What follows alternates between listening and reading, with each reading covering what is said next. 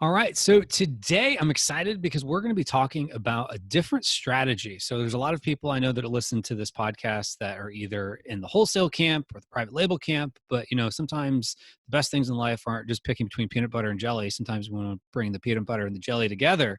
So very excited to have someone to talk about wholesale bundling. I've got the host of the Amazon Files podcast, Kristin Ostrander, with me today. Kristin, thanks for coming on. Thanks for having me. I'm so excited to chat with you today.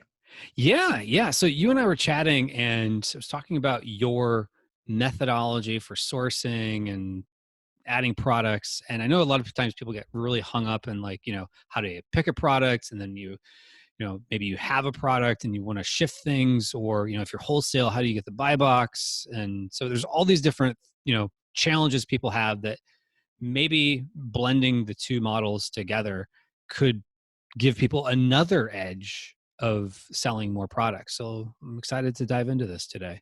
Yeah, I'm really excited. I love talking about wholesale bundles. It's been such a successful strategy for me and many of my students going through our programs and things like that. Like, it's just so exciting because the sky's the limit on what you can do once you learn how to do wholesale bundling. Okay. Well, let's take a little bit of back in time and talk a little bit about how you got into the whole world of e-commerce. Oh my gosh, way back in time. So I started selling, first thing I sold online was on eBay. It was one of my daughter's dresses. It was a pretty foo-foo Easter dress.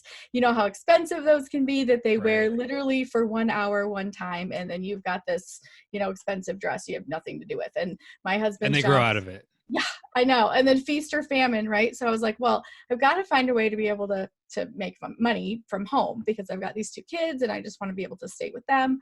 And so I just started selling on eBay, and that was one of the first things. And I thought, oh my gosh, if I can do this a couple hours a day from home, what could that turn into? And I've always been thrifty. I've always been one of those people that just looking for deals, and to be able to flip something, I got to tell you, I was literally instantly addicted to that. And so I could not get enough of reselling, stuff I was finding around the house and garage sales. And that eventually turned into what I have now, which is my Amazon empire. Although I do things much differently nowadays. I started on Amazon in 2008 doing books. And so since then, it's been quite the journey from thrifting and from eBay to Amazon. I still have an eBay store, but it's far less of my e-commerce revenue than Amazon is, for sure. Okay, cool. So you've gotten into the wholesale bundling, and let's talk a little bit about how would you really describe that model? Because I think a lot of people, until you really describe it, people don't always totally get it.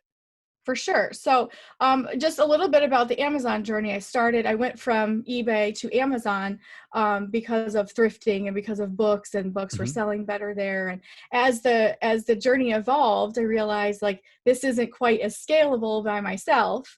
And so what else can I do? So I did retail arbitrage, same type of thing. Go to stores, buy things, resell them for more. It's your basic, buy low and sell high kind of thing. Right. But then realizing that I was growing and this was a great opportunity, but also realizing that I couldn't do that full time by myself, and hiring teams of people to shop for you and making those decisions was difficult. So I thought, how can I get into wholesale like these stores do? What if I can buy from them for cheaper? And so my aha moment with wholesale, or more like a really disappointing moment, was when I signed up for wholesale and I thought, I'm going to get a screaming deal on these things that I'm already flipping. And I realized the margins were so thin. I could almost get a better deal on sale at the store than I could from wholesalers, and legitimate real wholesalers.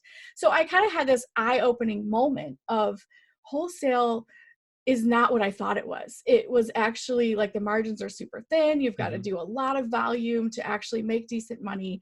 And so I sat there for a minute and I thought, well, how could I increase the value of this item to make it so that, I can increase my margins. And so the first thing I did as a wholesale bundler was, there was 2 different things kind of at the same time. One of them was granola bars. We bought this bunch of granola bars, and there's always a flavor my family didn't like. And I thought, well, some people might like these. So I put that together with another flavor of granola bars in this kind of combo pack, variety pack, if you will.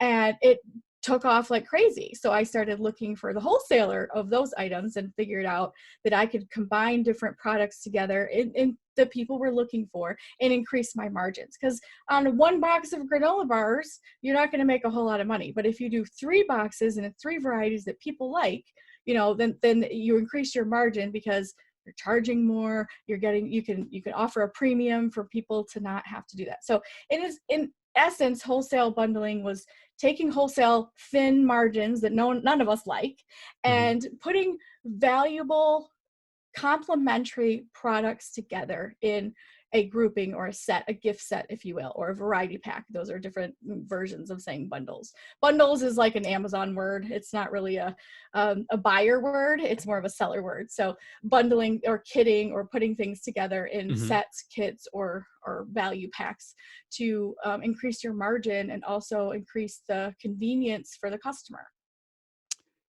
Gotcha, gotcha. Yeah, that's one of those things that I notice it sometimes too, where like you look up something and like, for example, a microphone, and it's got the brand of a microphone, but then with accessories with it or something like that.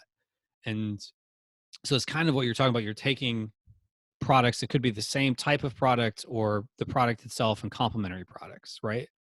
For sure. So having something that's highly complementary. So if using the microphone, for example, or Hmm. recently I bought a GoPro, and with the GoPro, well, I got it for Christmas, and then I was like looking for other things. Well, I was just looking for like the head strap that comes with it because I knew I was going on this adventure and I wanted to use the GoPro, and mine didn't come with that. So I'm looking and I find this accessory pack. It's got a case and it's got like 10 different accessories with it. Hmm. Somebody bundled that, put it together, and it was perfect for me to just buy the carrying case with all the accessories. A couple of them I didn't really need, but the idea that this was all together, and we are a one-click society these days. There's things that you Right. can literally just click, hit it. You don't even have to put a credit card in, and you've got something arriving at your door in 2 days. That is your Amazon customer, and they want convenience, and they will pay for it. They will pay a premium for having that in 2 days, exactly how they want it. And so that's how bundling kind of came about, knowing the customer wants speed and convenience over pricing strategies, honestly, is why bundles work so well. Yeah, that's interesting because there used to always be that adage of you pay less for bulk. So you go to the store and theoretically, if it's the bigger pack, you look, it's going to be less per ounce.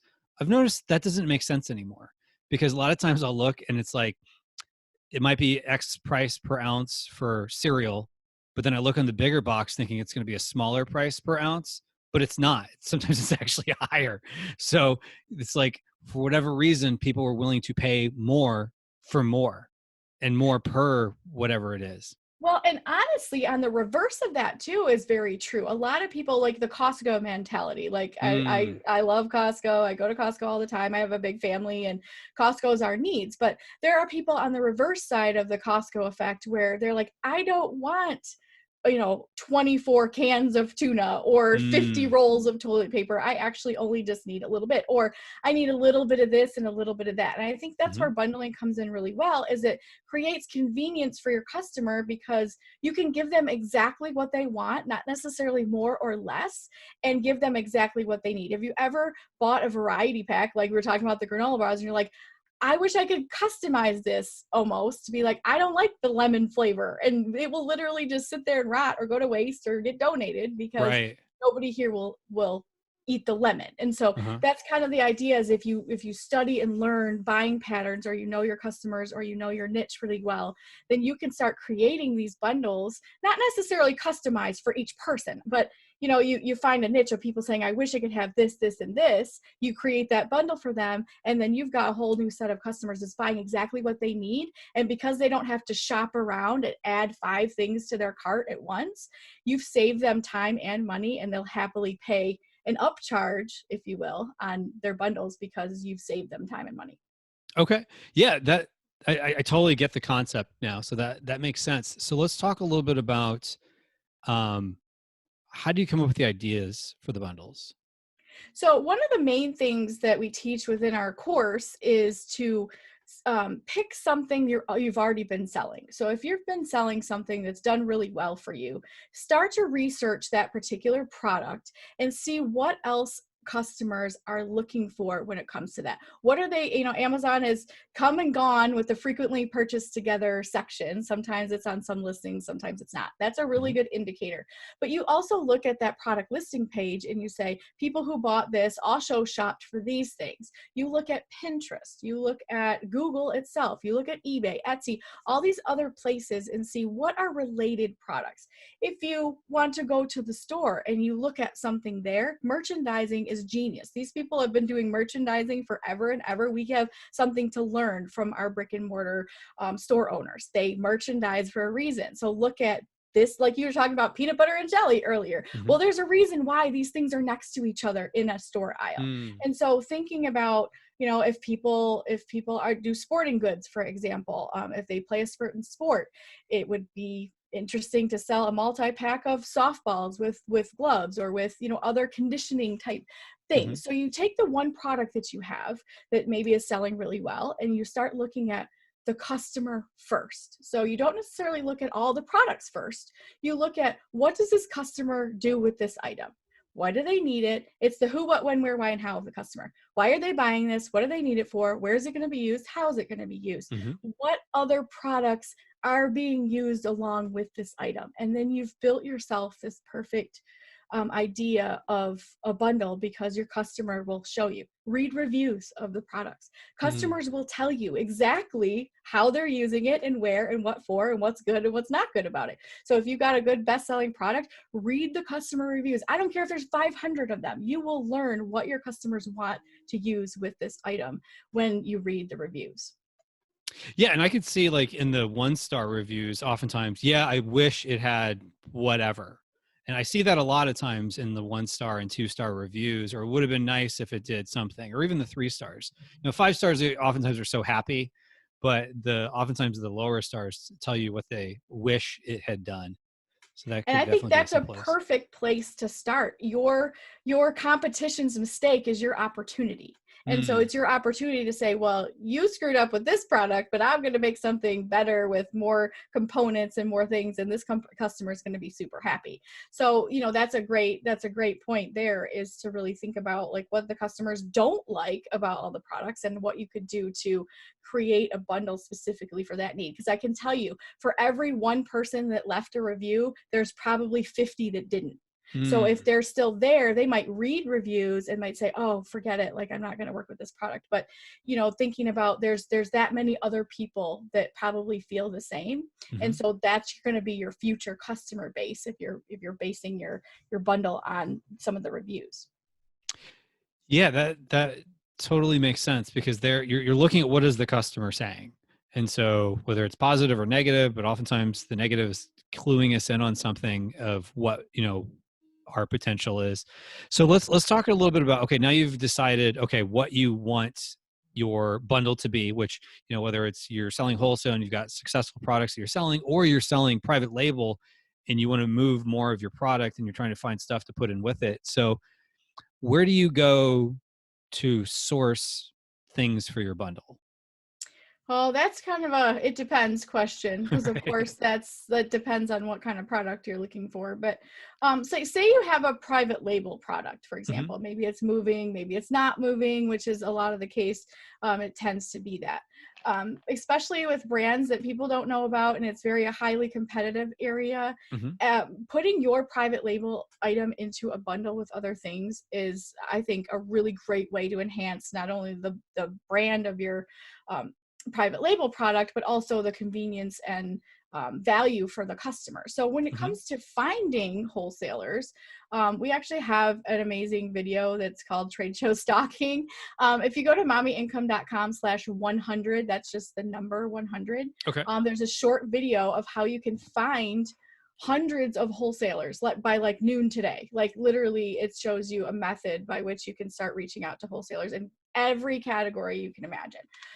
And once you find someone that sells products that you're looking for, you can reach out to several of them and let them know that you're putting this, maybe together in a kit or a gift set or whatever else. And, reaching out to them that product specific. Some people go to Alibaba or AliExpress. Those are fine too, as long as you look at the metrics of the person selling and making sure that they have, good reviews and good product and customer service. Yeah, that totally makes sense. Okay, so now you've found someone to source from. So you got product A and really product B, and you put them together and you're making product C, Yep. essentially.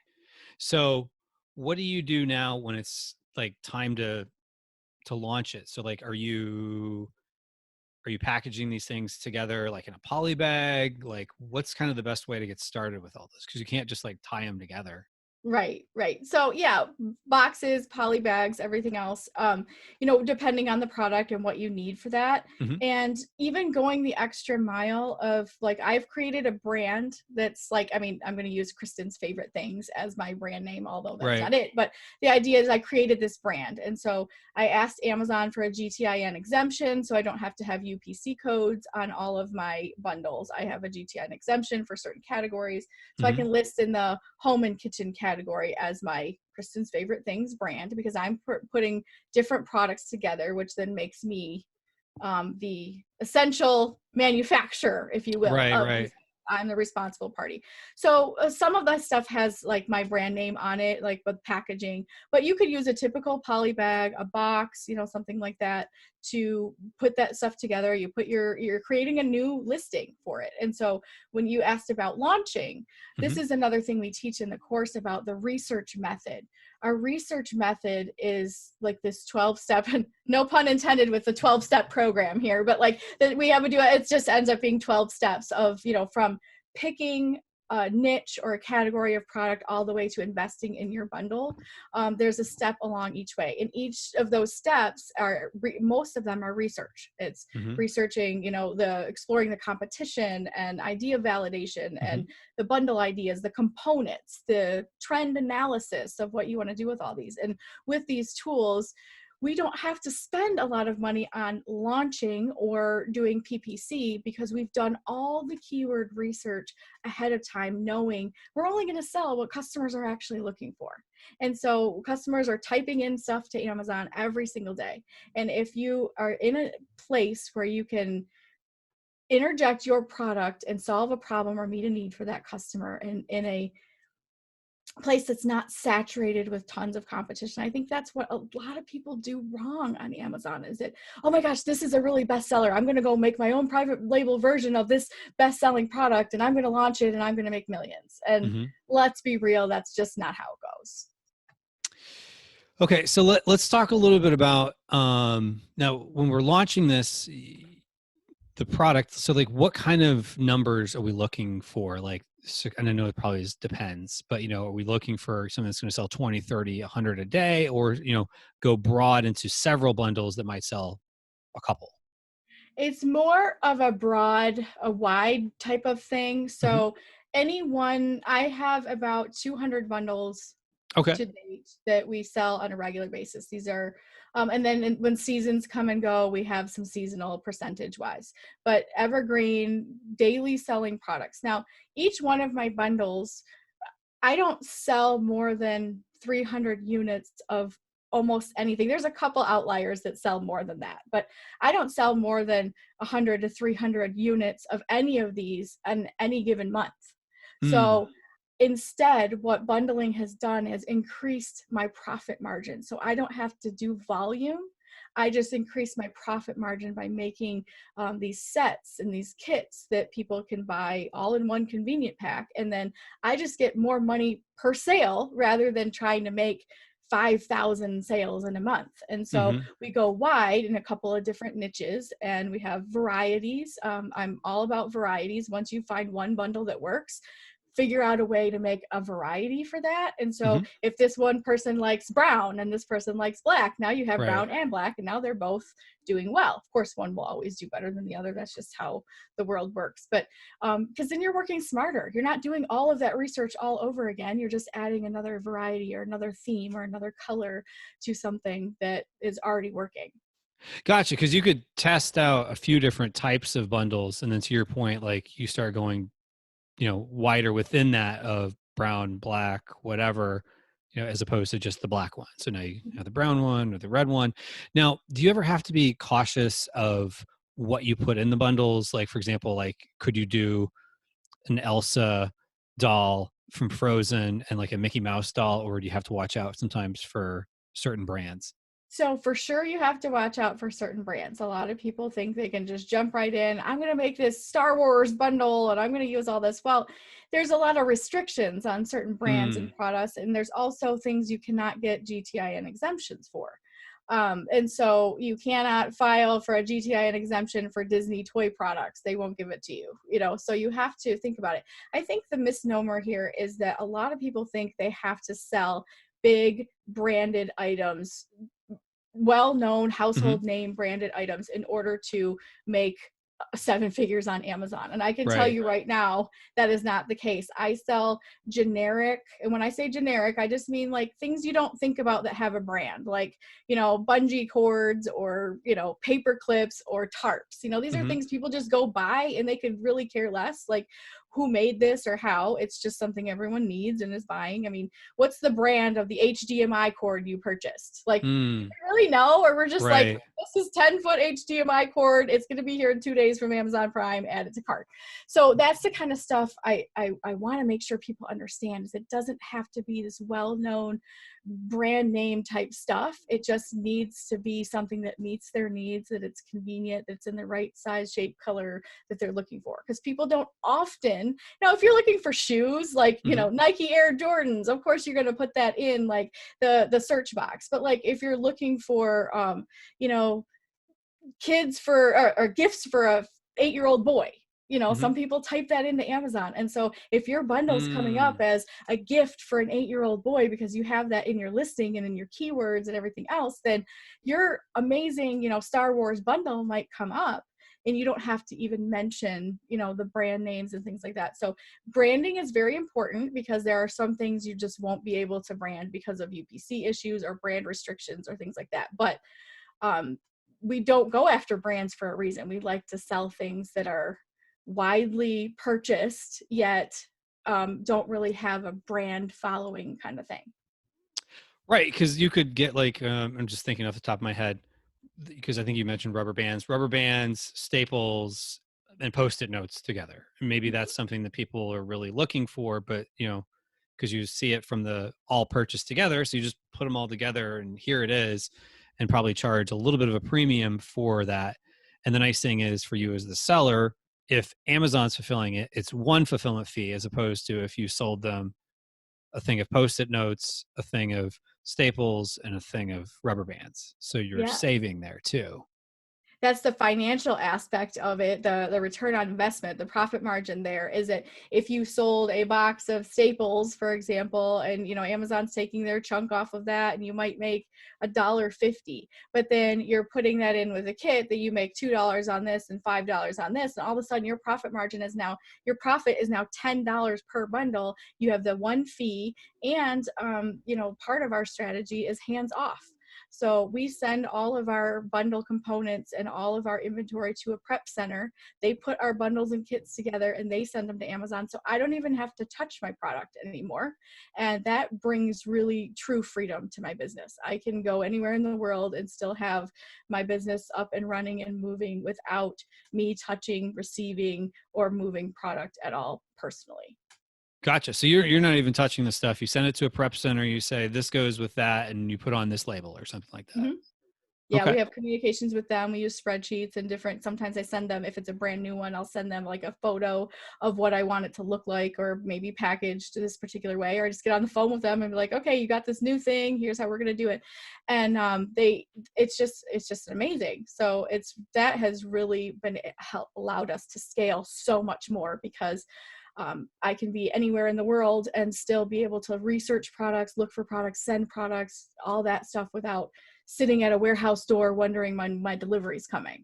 Gotcha. So let's talk a little bit about product photos, because what you're doing is basically, like we said before, a mix of the wholesale model and the private label model. Because in wholesale, most of the time, all the pictures are already there.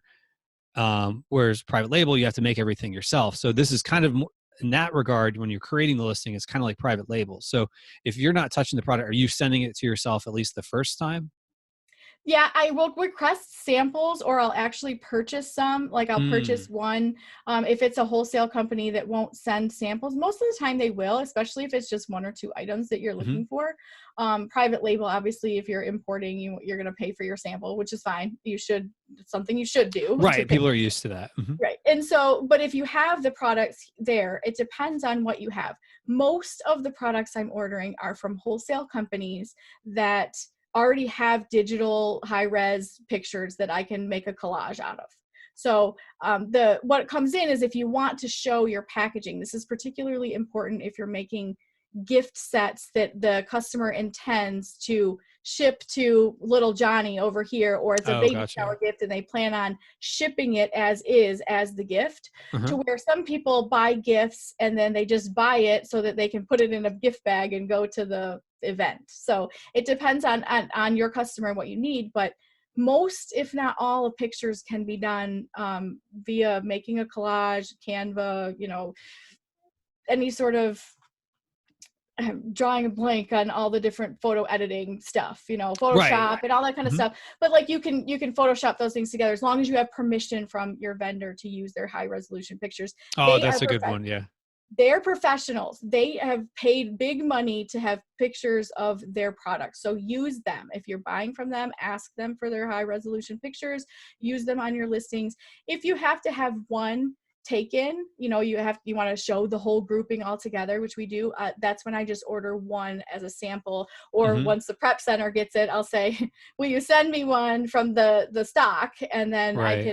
I can do that. So there's lots of ways to take care of that issue, but it's for sure, if you can use their pictures more than your own, they will just, unless you're a professional photographer, which I am not, then I would use exactly what they have, and then maybe just take that one photo if you need to. Okay. Yeah, and that's kind of your main image, probably, Yeah. so everyone can see what all's together. Okay, that makes sense. So yeah, this is something I could definitely see as another way to, I think, diversify your revenue, because I think what we're learning, especially with recent history. So we're recording this coming out of, sort of, I guess, the COVID pandemic. So as we're recording this, we're all still locked in our houses. In the next couple of weeks, it might change. We'll see. So, but what's happened is, a lot of people, certain products we're noticing are taking a hit, but other products are just going like gangbusters. So once we're back to quote unquote normal, the gangbuster products might not be doing so great. And then the ones that were tanking might start going up. We'll see. We don't know. And then the next crisis, it's probably not going to be masks and hand sanitizer is going to be the big thing. So has this, what strategies have you had in this model for kind of pivoting with what all's happening? So the first pivot that I made when I realized, number one, Amazon was only shipping essential items, which we don't do. We don't have products really in niches that are essential. We don't do a lot of anything that expires. It's Hmm. just not Right. it's too much of a hassle and a headache for me to move that much product. I've had nightmare experiences with grocery type items Oh, I and could imagine. expired goods. So I stay far, far away from that. I don't want to get sued for somebody's lotion that they rubbed on their arm that then they got a rash. Like I prefer not having that liability. So Hmm. what we have been selling is not exactly selling it during these COVID times. And so I got on the phone with the vendors right away, and I made a list of what I assumed, which I assumed correctly based on experience of being selling this really long time, what people were going to be purchasing being stuck at home. I was specifically thinking about moms with little smaller school age children that are going to have to all of a sudden be homeschooled, and Hmm. moms and dads being stuck at home with their kids. What are they going to want? They're going to want a lot of activities and things like that their kids can do. And guess what is replenishable is things that are used up, right? Like construction paper and Right. paint, and people who knit, do yarn and all this other stuff. So I immediately got on the phone with all my reps and all my vendors, and I gave them a list. Like, if you ever seen American Pickers, the TV show, they would show up at people's houses with a list of things. These are things Hmm. we're buying. Are you selling any of these things? And so Mm. that's kind of what I presented to all of my vendors. I said, these are the types of things I'm purchasing right now.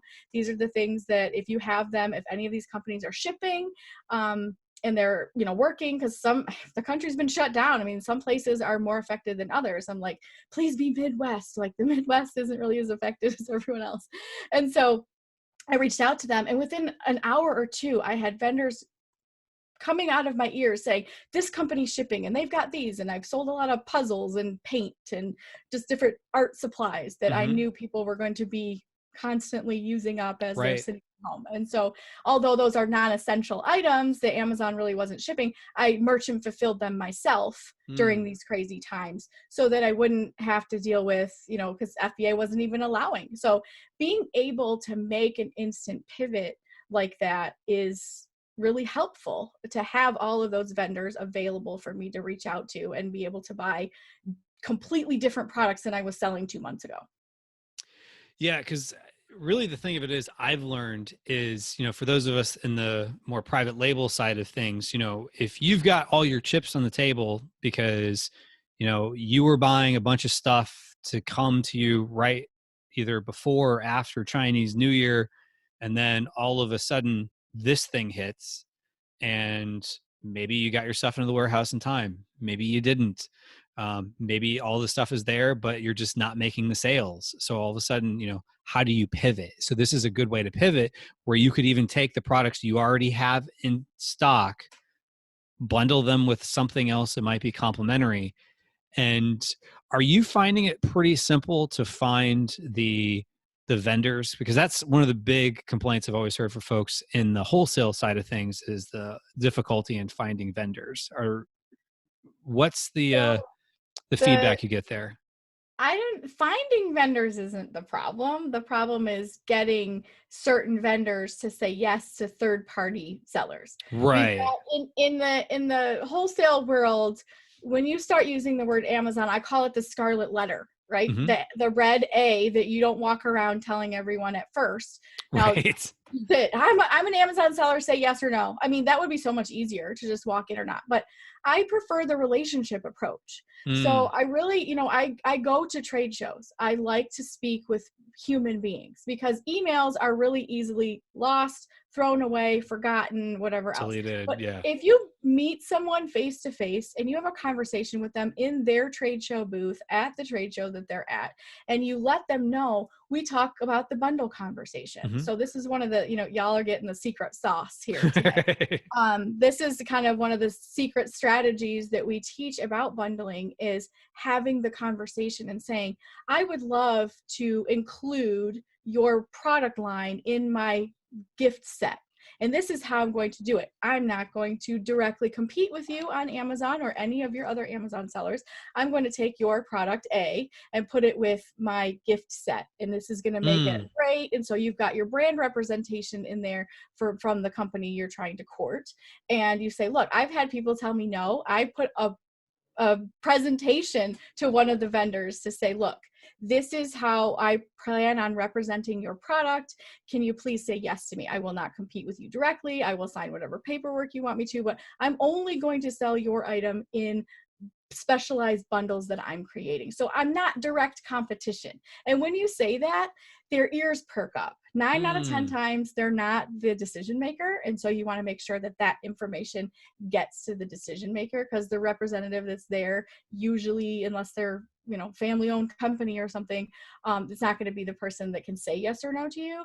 But I've heard a lot of no's and I've heard a lot of yeses, and it's not, I just keep moving. If they decide no and they don't like my bundle idea and whatever, okay, great. There's millions of other people selling the same types of products. Right. And if you're going after generic and you're not hoping that it's going to be your Elsa Star Wars combination, which you might not even be approved for Amazon for, you don't have to worry about that. So, all right. So that makes sense, because you're giving value to that vendor. You're not just saying, you already have a bunch of people selling this product, I just want to come in and make my slice in and cut out the slice of your existing relationships, which is, I know, one of their concerns. So here you're just totally adding value to them, because this could be taking more business away from some of their competitors. So Yeah. as opposed to just cutting into the existing listing. Okay, so let's talk a little bit about the brand. So, is everything under a completely different brand than the brand itself? So if you're selling, staples and rubber bands from a particular company, are you putting their name in there, or is it all your brand? So the careful part about this is that I filed for, like, I highly recommend people start the process first, figure out if bundling is right for them, and if they're Right. really doing well, then file for brand registry. So if Okay. you can get a brand registry, whether you have a brand, it doesn't necessarily matter what your brand is. I mean, I guess if you're Kevin's Auto Parts and then Right. someone else and then you want to sell baby products, that's going to be awkward. But if you pick a brand name and have a registered trademark, which is the long-term process Hmm. of getting the trademark into something generic so that you can sell under your brand. So now when I go list any items, mind you, I'm very careful about branding. I don't want or need to sell Disney or any of these other big Star Wars brands, whatever else, because that's just not where I specialize. I Hmm. choose to go where the customers are hungry to buy my products. Mm. So yeah, there's you and 1,000 other of your seller friends can sell Disney and Star Wars all day long. I'm going to go over here and sell boring stuff that people buy every single day for $20 profits each. So Right. that's my preference. And so when it comes to brand, the reason I teach what I teach is because I don't want people to think that if this was easy, everyone would do it. It's Right. not easy, but it's better and it's more profitable, and the work you put in up front comes back to you 10 times over if you do it correctly in the right way. So branding, I would suggest people get brand registered, because then you can list your brands. Now if we did, for example, we'll call that a back to school bundle you just talked about. Hmm. So if we want to do a back to school bundle, so we've got staples and we've got pencils and pens and tablets and sticky notes and whatever, we have your back to school office bundle or whatever. There's no need to put any brand names in there whatsoever. People are looking for sticky notes and all these back to school type bundles for third graders, whatever it is. They're don't really care if that's Elmer's glue or this type of pencil or that type of pencil. And if those people do care about brands, they'll type those brands in and you won't come up anyways. So you don't Mm. need to put those brands in there as part of that. Now, can it be part of your image and picture? Yes. You're not advertising that you're selling Elmer's glue. You're advertising that you're selling a back to school bundle for third graders. And so if your Elmer's glue comes in there, then it just shows as part of your bundle. So I would refrain from using any brand names at that point, because people often type in attributes as search and not necessarily brands items, especially if it's school supplies. I don't know that people are really searching for those specific things. So that's just something to think about when it comes to branding, because you want to definitely be careful about the branding. It doesn't mean you can never mention it, but if you do, all of the UPC codes and branding and things like that needs to line up or you'll get an error message.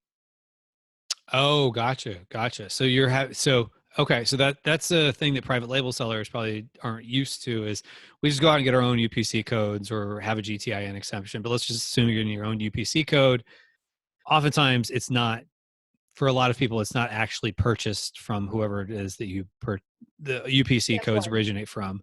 Yeah. So, um, so here we're talking about, if you had, like, we'll just use Elmer's glue as the example, it has to be an Elmer's glue UPC code. Otherwise it's going to get flagged, right? Is that what you're Yeah. saying? So Okay. if you use that brand name within your listing, whether it's title, bullet points, or description, if you use that brand name within the listing like that, and you say Elmer's glue as part of that, it's immediately you're not going to let you list the item, because they're going to say your UPC doesn't match the branding you listed. And so you need to Oh, make sure your UPC matches the branding you're listing, or it has to match your GTIN exemption, whatever that is. There's all kinds of, and this is new as of 2020. mhm. Amazon before, what you could list any brand under any UPC. You could purchase UPCs on eBay and then use them to bundle like whenever and however you wanted. It didn't matter. But brands started cracking down on people doing that, and they didn't like it because people are misrepresenting brands out. Right. This is not eBay. This is not just take a picture in your bathroom over here and slap it up on Amazon. Like Right. they don't appreciate that. So you have to be a lot more professional about your listings and how you do things, and complying to their rules is pretty simple if you follow the rules. Yeah, because I mean, in a way, it's kind of like the private label mindset, which is you have a product that's solving a problem that people are looking for. It's not necessarily a product that people are searching for by brand. Because if you have a brand name you created, maybe over time you get some goodwill and people are doing some brand searches, but it's not going to be as much because people are looking for the products or whatever the solution is. So you're kind of doing the same thing there. And I could see how that also keeps you out of trouble if you intentionally do everything pretty generic within your bundles. Yeah, for sure.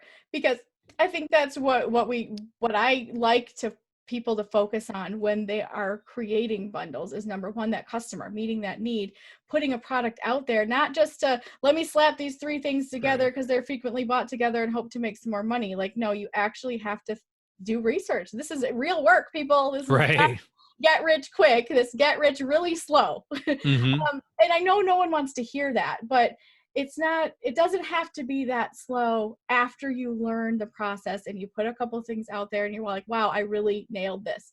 Now I can do it a lot faster, more efficient, it kind of takes off. But in the beginning, it's work. And if you want to play the margin game and go see who can, tank the price the fastest on wholesale, then, eat your heart out. That's great for you. For me, I like to keep as much profit in my pocket as possible. And so that's why wholesale bundles, it's worth the work, because once you do it once and you do all this work up front, you put this listing out there and you get people to start buying, it's just putting it on repeat and then creating another variety and maybe creating a seasonal version and all these different things, and you just kind of put it a little bit more on repeat. But in the beginning, yeah, there's quite a bit of research. Just like private label, there's a lot of Hmm. research involved.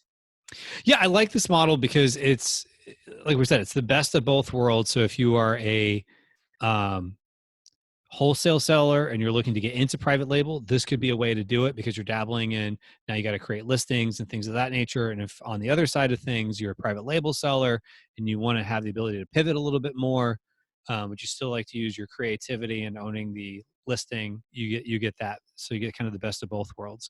So for anyone that's is listening and says, okay, I want to do this and they want to listen more to what you have to say with all this, where would they go? Well, you can go to mommyincome.com and you can, check out the roadmap to your first bundle. It kind of gives the 1, 2, 3 about what you need to do to kind of start getting that started. We also have the Amazon Files podcast, so you can go and listen to that, download it, subscribe, reviews, of course. Yeah, definitely leave Kevin a review. This is an amazing podcast. Well, thank Anyway, you. they could go there and learn more about that. And I wanted one more thing to say about your private label. That's one of the things that we've done as well, is we've created products and then we've added our own um, private label product to our bundles so that we know that other people can't just jump in and be like, oh, this person did all the work from this vendor to create this bundle, and I can just like piggyback on that and sell that too. That happens a lot in bundles unless you do our specific method, which is creating that value add item that's all your own that you put in there, and then the customer's super happy and no one can piggyback on your listing, and it's great. So definitely want to think about that when you're bundling.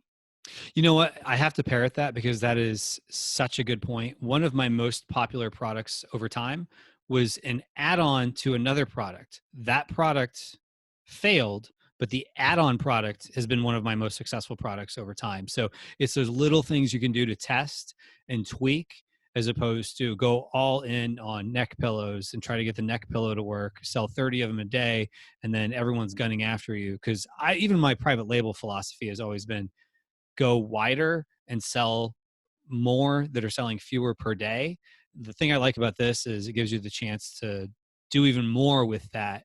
And yeah, it may not be as much per unit, but you don't have people gunning for you and you're not having to do all these giveaways to, stay on page one and all that. So I like this concept. And I definitely recommend people go to mommyincome.com to hear more of what you have to say. Awesome. Well, thanks so much for having me. It's been really fun. I'm always up for talking about wholesale bundles. I know this could go on and all the different ideas and different things. So I appreciate your time and letting me talk about it here. Awesome. Thanks so much, Kristen.